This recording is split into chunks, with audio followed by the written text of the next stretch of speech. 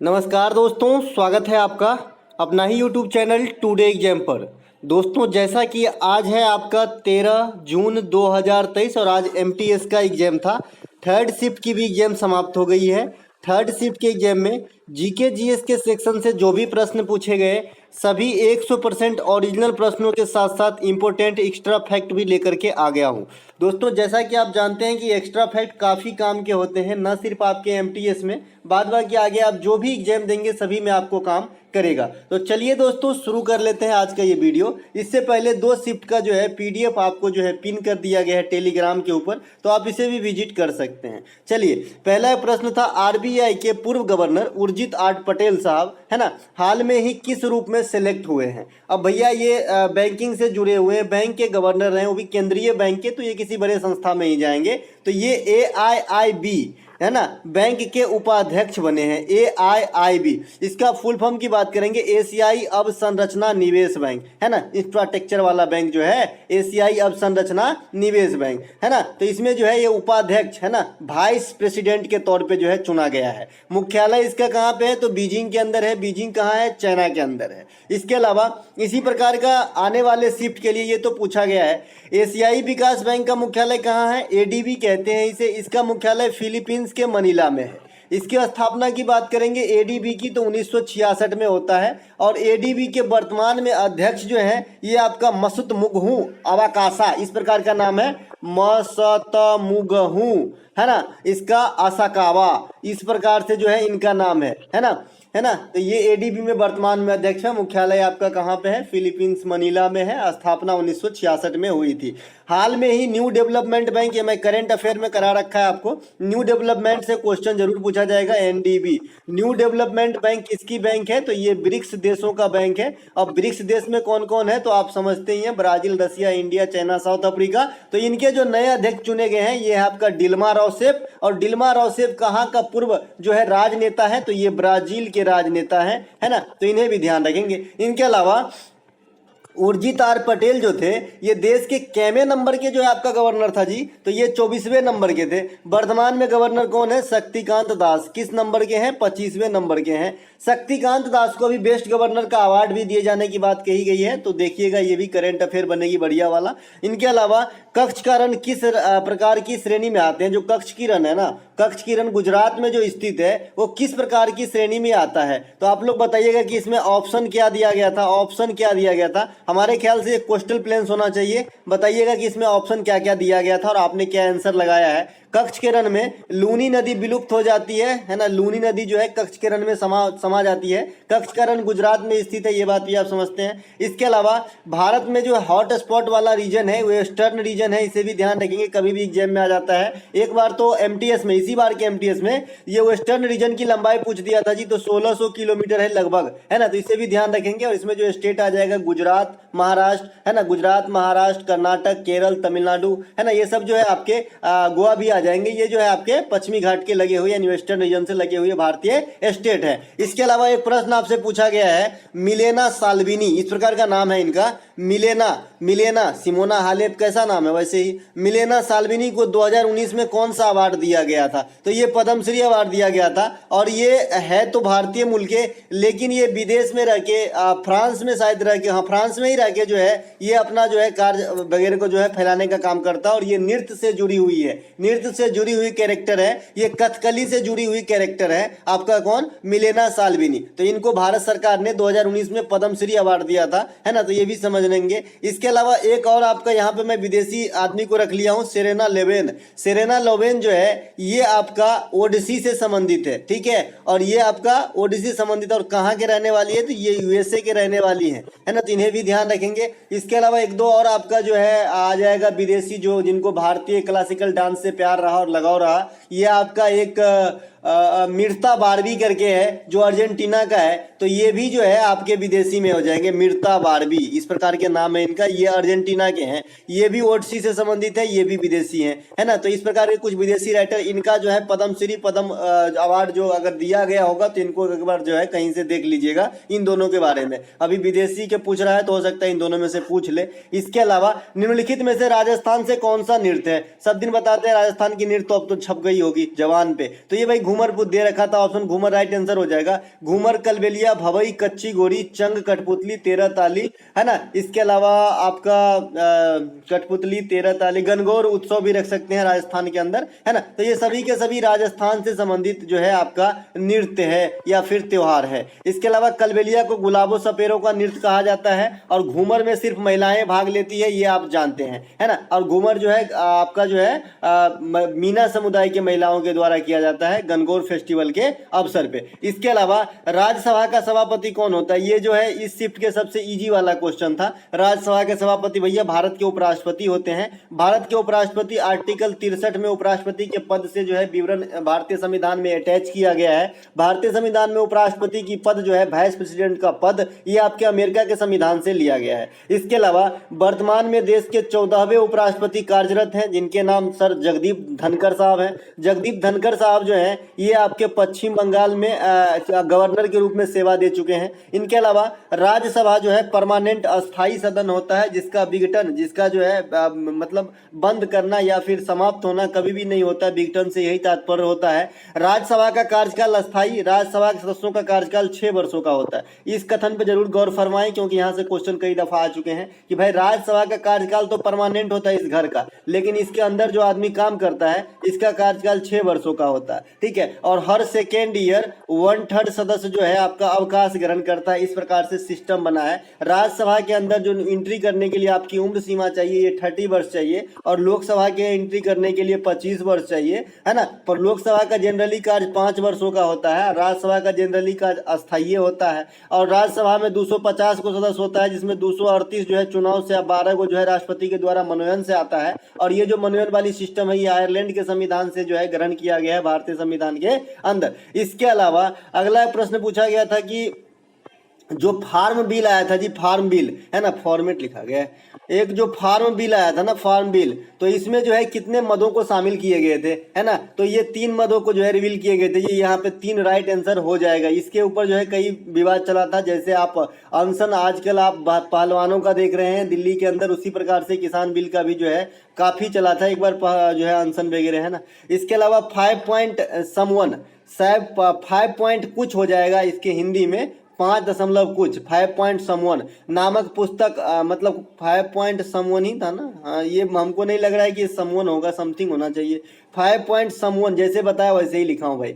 5 point someone नामक पुस्तक किसने लिखा है? ऑप्शन में चेतन भगत था। चेतन भगत का इस प्रकार का पुस्तक है 5 पॉइंट, है ना, 5 पॉइंट जहां तक, है ना। तो चेतन भगत हो जाएगा। इससे पहले हमने चेतन भगत के कुछ पुस्तक जो है एनालिसिस आज ही वाले में बात कर लिया था, लेकिन ये पुस्तक का जो है लकली मतलब दुर्भाग्यवश नहीं बता पाया था आपको, है ना। चेतन भगत की अन्य पुस्तक टू स्टेट्स है, इस पर फिल्म बन चुका है। 2020 रिवोल्यूशन, हाफ गर्लफ्रेंड, ये भी फिल्म बन चुका है। 3 मिस्टेक इन माई लाइफ, ये सभी के सभी चेतन भगत के जो है पुस्तक है। चेतन भगत जो है आधुनिक राइटर हैं और काफी अच्छे अच्छे किताब लिखते हैं। ऐसा किताब लिखते हैं कि इनके उपन्यास पे कई सारा जो है पुस्तक जो पिक्चर बन चुके हैं। इसके अलावा आज ही आपको आपका लाइफ ऑफ पाई पूछा गया था। तो लाइफ ऑफ पाई जो है येन मार्टल के द्वारा लिखा गया उपन्यास है, जिसके ऊपर लाइफ ऑफ पाई नामक जो है पिक्चर बनाई गई है। लाल सलाम, ये स्मृति ईरानी जो आपका श्रीमती जुबिन ईरानी है, मंत्रिमंडल के सदस्य हैं, तो इनके द्वारा लिखा गया पुस्तक है। माई कंट्री माई लाइफ, ये लाल कृष्ण आडवाणी साहब के द्वारा लिखा गया पुस्तक है। ए लाइफ इज नॉट एनफ, कांग्रेसी नेता नटवर सिंह के द्वारा लिखा गया पुस्तक है। A century is not enough, Sourav Ganguly BCCI के पूर्व अध्यक्ष, पूर्व भारतीय कप्तान के द्वारा लिखा गया जो है किताब है ना। अनफिनिश्ड, ये प्रियंका जोनास के द्वारा लिखा गया पुस्तक है। प्रियंका चोपड़ा जोनास, है ना, इनका नाम है, क्योंकि जोनास से जो है इन्होंने शादी किया है। इनके अलावा एस अगेंस्ट होड्स, ये सानिया मिर्जा की पुस्तक है। तो ये सभी के सभी पुस्तक की जो लिस्ट मैंने दिया है वो तो जरूर देख ले। इसके अलावा आज पूरा दिन तीनों शिफ्ट में जो पुस्तक है खाली विदेशी को रिलेट करके पूछा है। एक शिफ्ट अगर ये थर्ड वाला छोड़ दिया जाए तो 2 बार विदेशी पूछा है। वो ओथेलो पूछा है, शेक्सपियर का पुराना किताब, है ना, और पहले शिफ्ट में भी एक विदेशी राइटर का किताब, हाँ, येन मॉर्टल का पूछा था, है ना। तो इस प्रकार के जो विदेशियों वाला किताब है उसको मैं शामिल कर लूंगा, है ना। इसके अलावा बेरोजगारी किस प्रकार से ज्ञात की जाती है? बेरोजगारी जो है ये किस प्रकार से ज्ञात की जाती है? ठीक है। तो बेरोजगारी ज्ञात करने के लिए बेरोजगार लोग होता है, अगर बताइएगा किस प्रकार का ऑप्शन होता है क्या, बेरोजगारों की संख्या। इसके अलावा जो श्रम होती है कुल, है ना, श्रम बल बोल सकते हैं इसे, श्रम बल, अगुने इसे 100 से गुना करते हैं तो हमें बेरोजगारी प्राप्त होती है। ये बेरोजगारी कई कैडर के होते हैं, कई प्रकार के होते हैं। बताइएगा ये ऑप्शन में था क्या, है ना, बताइएगा जरूर, है ना। इसके अलावा जो बेरोजगारी है ये कई प्रकार के होते हैं। बेरोजगारी जैसे प्रच्छन्न बेरोजगारी होती है आपका, है ना। इसके अलावा आपका अर्थव्यवस्था में आय उतार चढ़ाव के कारण चक्रीय बेरोजगारी उत्पन्न होती है। अब प्रच्छन्न बेरोजगारी जो मैंने अभी कहा ये क्या होती है, जो आप अपने क्षमता के अनुसार परफॉर्मेंस नहीं कर पाते हो, है ना, और नहीं कर पाना भी एक मजबूरी होती है, और आपको लगता है कि मैं मतलब अपने रोजगार में लगा हुआ हूँ, लेकिन आप वास्तव में बेरोजगार हो रहे होते हैं। तो ऐसी बेरोजगारी को प्रच्छन्न बेरोजगारी, यानी जो दिखता न हो, छुपा हुआ हो, ऐसी बेरोजगारी कहा जाता है। बाद बाकी अर्थव्यवस्था में आए उतार चढ़ाव के कारण चक्रीय बेरोजगारी आपसे अभी अभी पूछा गया था, और बेरोजगारी का जो मैंने सूत्र लिखा वही सूत्र था क्या, जरा बताइएगा। इसी फॉर्म में आपसे एक और क्वेश्चन पूछा जाता है कि राष्ट्रीय आय कैसे निकालते हो। तो राष्ट्रीय आय मतलब टोटल आय बटा टोटल जनसंख्या से भाग देते हैं, है ना। तो ये बात भी ध्यान रखेंगे, है ना। इसके अलावा उम्मीद योजना आपसे पूछा गया जी, उम्मीद योजना जो है ये केंद्र शासित प्रदेश जम्मू कश्मीर से संबंधित है और यहाँ के महिलाओं से संबंधित है ना। तो उम्मीद योजना कहाँ से संबंधित है, जम्मू कश्मीर से। देखिए इंडियन रेलवे में एक उम्मीद पोर्टल भी है, उम्मीद पोर्टल भी है। इसमें क्या होती है कि जो एकीकृत जो है स्वास्थ्य लाभ मुहैया कराने के लिए ये पोर्टल इंडियन रेलवे का एक संस्था क्रिस है, CRIS, तो इसके सहयोग से डेवलप किया गया है। इसमें जो भी इंडियन रेलवे कर्मचारी है सभी की बायोडाटा फिट रहती है, और ये सरकारी अस्पताल के साथ साथ रेलवे के अस्पताल के साथ साथ कुछ चुनिंदा अस्पताल में भी इलाज करा पाएंगे, है ना, कम कॉस्ट पे। तो इसीलिए डेवलप किया गया है। तो उम्मीद एक एप्लीकेशन भी है, और उम्मीद जो है ये आपका स्कीम भी है जम्मू कश्मीर के अंदर, है ना। इस चीज से जुड़ा हुआ हूँ तो इस एप्लीकेशन के बारे में जो है जानकारी है ज्यादातर। इसके अलावा अर्थव्यवस्था में ये मैंने जो भी बताया ना आपको कि बेरोजगारी कितने प्रकार की होती है, यहाँ पर ये चीज लिखित रूप में है, मैंने मौखिक रूप से बता दिया क्योंकि ये जो है स्लाइड आगे पीछे हो गया है।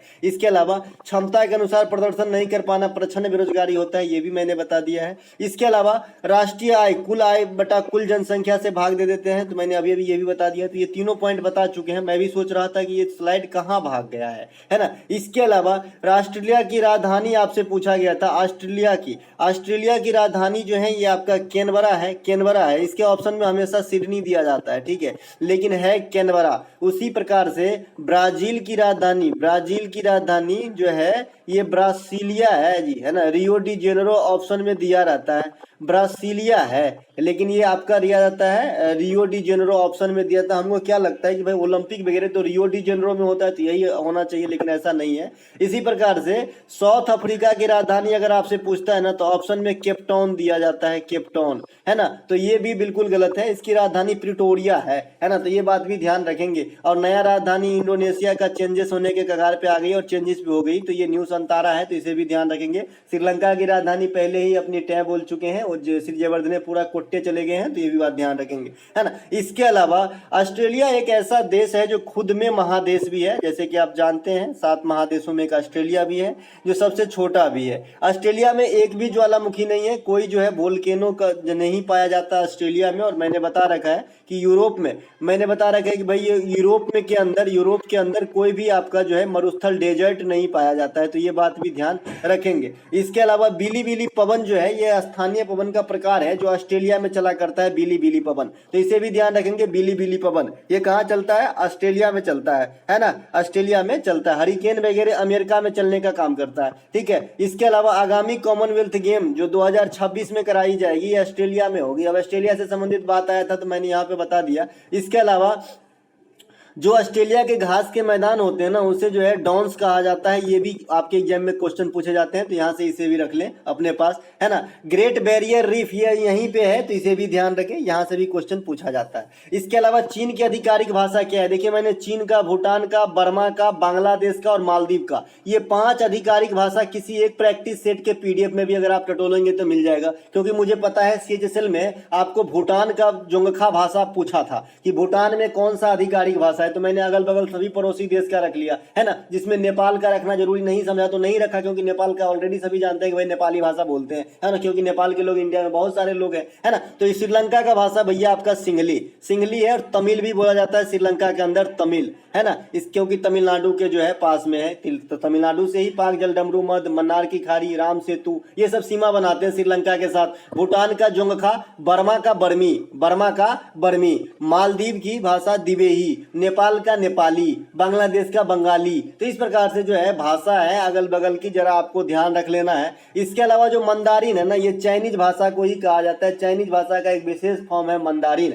है ना। तो ये चीन का आधिकारिक भाषा हो गया, है ना। विश्व में सबसे ज्यादा जो इंटरनेशनल लैंग्वेज जिसे कहा जाता है इंग्लिश के बाद सबसे अधिक बोले जाने वाली भाषा मंदारिन ही है, तो इसे भी ध्यान रखेंगे। इसके अलावा भारत में हिंदी के बाद सबसे अधिक बोले जाने वाला भाषा जो है ये बांग्ला है, और तीसरा स्थान मराठी का है 2011 जनगणना के अनुसार। ये 3 क्रम से भाषा बोले जाते हैं, हिंदी पहला, बांग्ला दूसरा, मराठी तीसरा। देखिए जो यूएनए के जो मतलब कार्यकारी भाषा है ये अंग्रेजी और फ्रेंच है, तो इसे भी ध्यान रखेंगे। लेकिन जो आधिकारिक भाषा है अरबी, स्पेनिश, चीनी भी है, तो इसे भी ध्यान रखेंगे इन दोनों के साथ साथ। इसके अलावा पुस्तक गुलामगिरी के लेखक कौन है? पुस्तक गुलामगिरी के लेखक ज्योतिबा फुले साहब हैं। ज्योतिबा फुले साहब को सभी जानते हैं, ये सत्यशोधक समाज के संस्थापक हैं, जिन्होंने महाराष्ट्र में 1873 में सत्यशोधक समाज की स्थापना किए थे।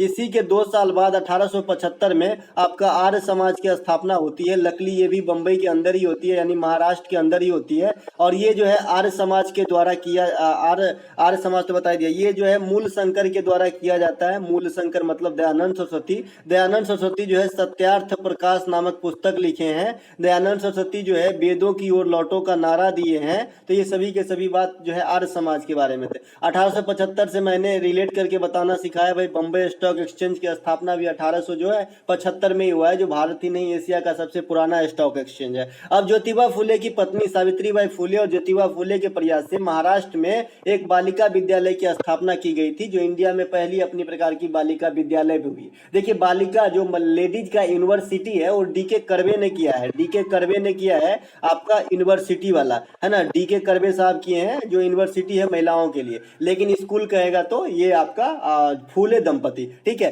इसके अलावा वेटिंग फॉर वीजा एक पुस्तक अब इनकी आने के समय हो गई है एग्जाम में, क्योंकि ज्योतिबा फुले साहब का जब जब गुलामगिरी पूछा है तब तब ये जरूर पूछा गया है, क्योंकि ये जो है मिलते जुलते मोटो के जो है नेता थे, या फिर समाज सुधारक कहिए। तो वेटिंग फॉर वीजा जो है ये भीमराव अंबेडकर साहब के द्वारा लिखा गया पुस्तक है, तो इन्हें भी ध्यान रखें।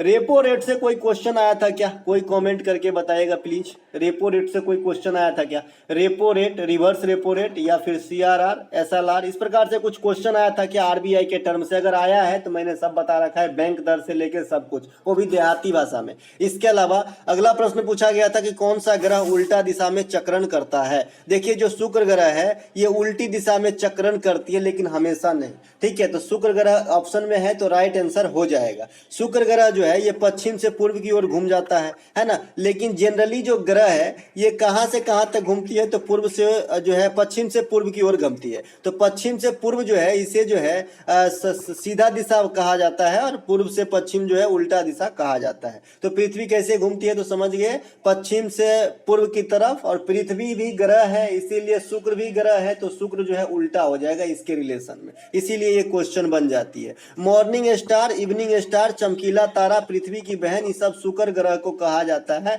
यहाँ पर लिखा गया है शुक्र ग्रह मतलब खैर मनावा, है ना। तो ये शुक्र ग्रह कर लीजिएगा।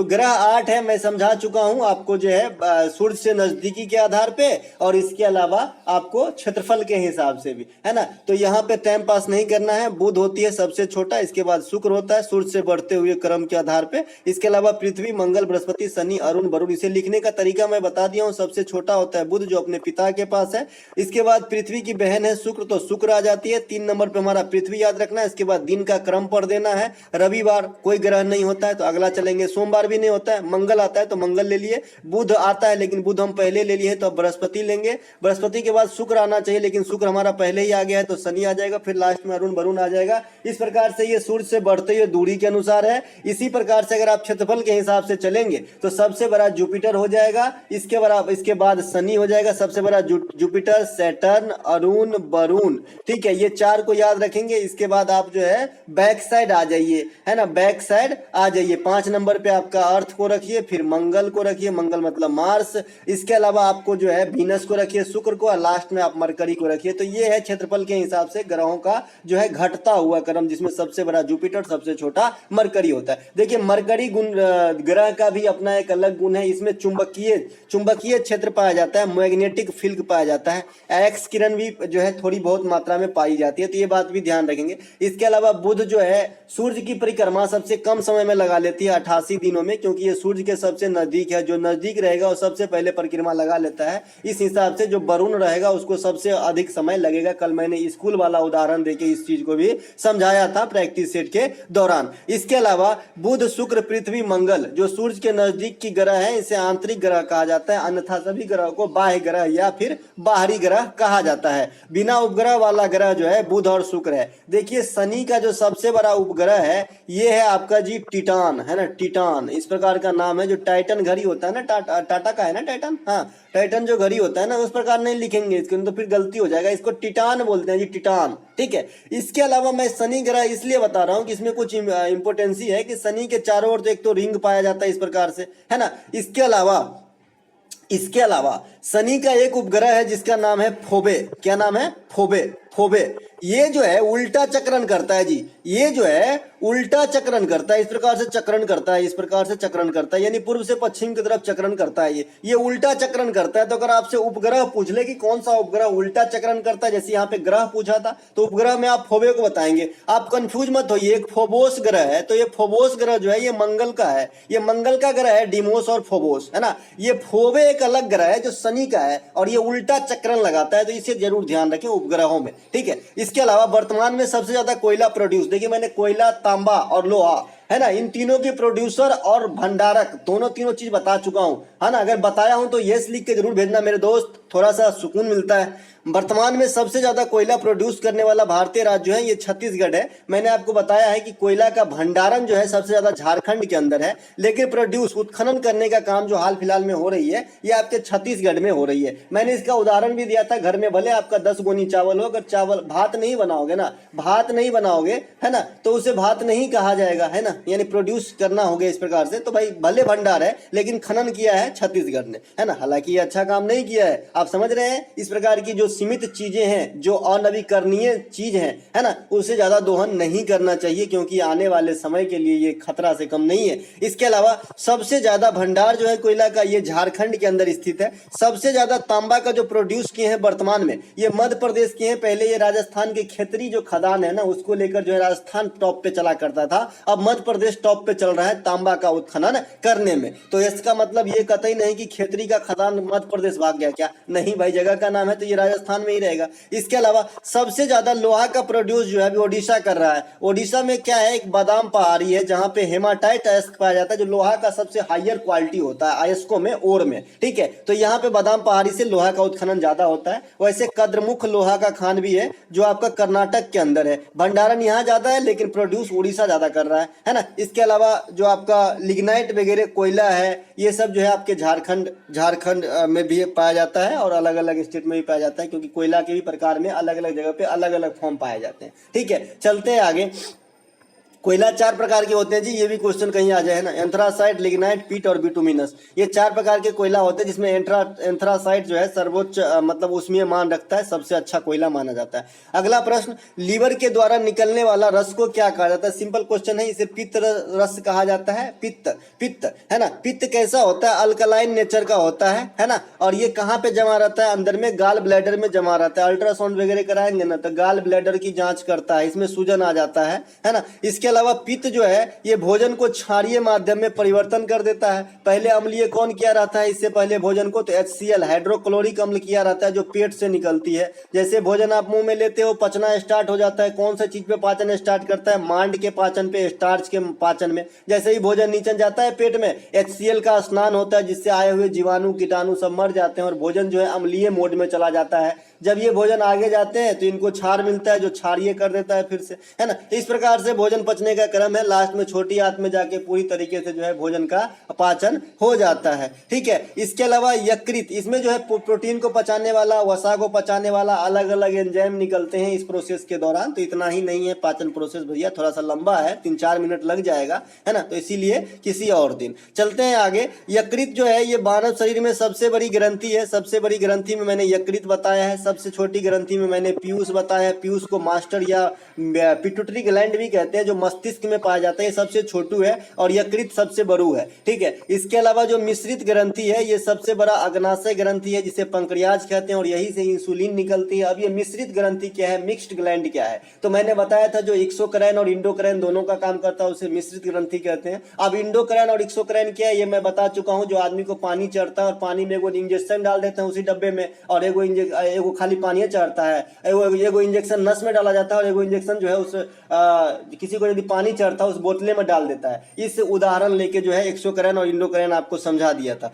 इसके अलावा उस्ताद अमजद अली खान का संबंध किससे है ये आपसे पूछा गया है। तो उस्ताद अमजद अली खान का संबंध जो है दादा ये सरोद से है, और बाद बाकी की जो सरोद की कैरेक्टर है जी ये मैं आपको पहले ही बता रखा हूं, क्योंकि मैं आपको इस बार की जो एग्जाम में देख रहा हूं एमटीएस का जो रवैया चल रहा है इसमें एक चीज तो कॉमन है कि जो भी बहुत कॉमन आपका जो बाधक है उसको नहीं पूछा जा रहा है। जैसे है ना पंडित रविशंकर सबको, है ना, जैसे आपका उस्ताद जाकिर हुसैन साहब को, बिस्मिल्लाह खान साहब सबको, इनको नहीं पूछा जा रहा है क्योंकि जानते हैं बच्चे जो है इन्हें रट रटा रखा है ना, पन्नालाल घोष वगैरह को। तो जो कम परिचित है ना उनको ही पूछा जा रहा है, तो इन्हें भी ध्यान रखेंगे। सरोद के जो है ना इसमें बहुत सारे खान है तो बच्चे कंफ्यूज कर जाते हैं। अमजद अली खान हो जाएगा, है ना। इसके अलावा मैंने आपको बता रखा है अली अकबर खान भी आपका सरोद का हो जाएगा जी, अली अकबर खान, है ना। इसके अलावा अलाउद्दीन खान भी जो है आपका सरोद का हो जाएगा, अलाउद्दीन खान, है ना। तो इसे भी ध्यान रखेंगे, अलाउद्दीन खान, है ना।